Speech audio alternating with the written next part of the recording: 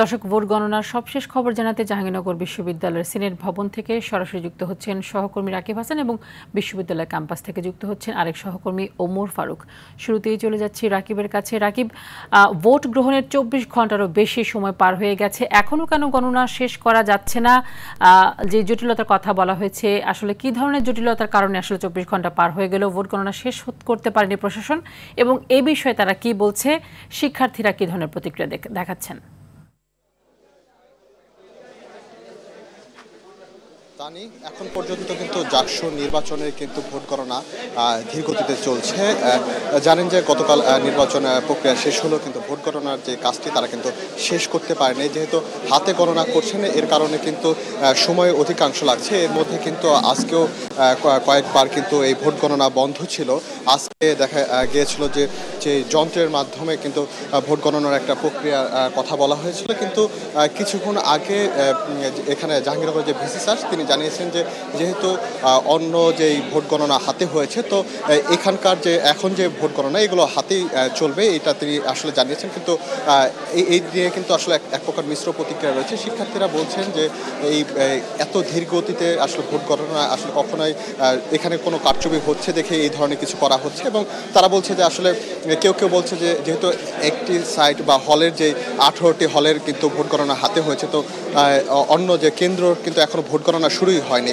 আর 21টার মধ্যে মাত্র 18টা ভোট গণনা মাত্র শেষ হয়েছে, এবং তারা বলছে যে যেহেতু একই প্রক্রিয়ায় সব যাওয়া উচিত, কিন্তু এই বিষয়টি নিয়ে কিন্তু একটা প্রকার মিশ্র প্রতিক্রিয়া রয়েছে। এখন কিন্তু ভিসি স্যারের সঙ্গে কিন্তু নির্বাচন কমিশন সহ কিন্তু যারা প্রার্থী ছিলেন, প্রার্থীদের কিন্তু প্রতিনিধিরা কিন্তু এখানে তাদের সঙ্গে কথা বলছেন বা এক প্রকার বৈঠক করছেন, কি পরবর্তীতে করা যায় সেই বিষয় নিয়ে কিন্তু তারা আলোচনা করছেন। তো জাকসুর নির্বাচন নিয়ে এই ছিল আমার কাছে সর্বশেষ তথ্য। এখন আমরা চলে যাব প্রতিনিধি ফারুকের কাছে।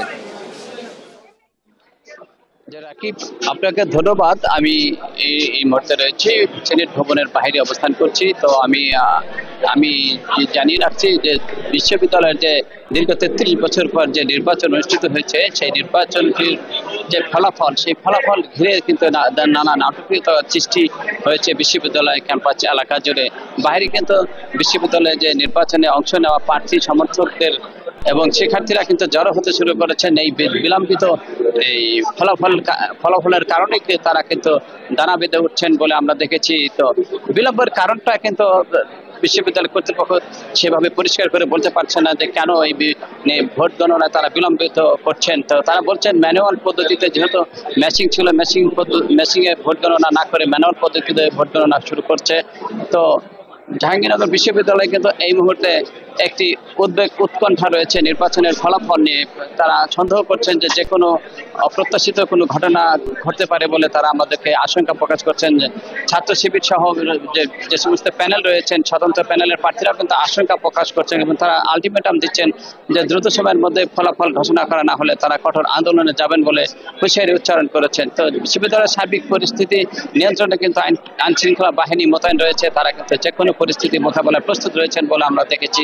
তো জাহাঙ্গীরনগর বিশ্ববিদ্যালয়ের জাকসু নির্বাচনে আমার কাছে এই ছিল সর্বশেষ। তানি, আপনাদের দুজনকেই ধন্যবাদ। নিশ্চয়ই থাকবেন সংবাদ সংগ্রহে। আমরা পরবর্তী সংবাদে আপনাদের কাছ থেকে সর্বশেষ তথ্য জেনে দর্শকদেরকে জানাবো।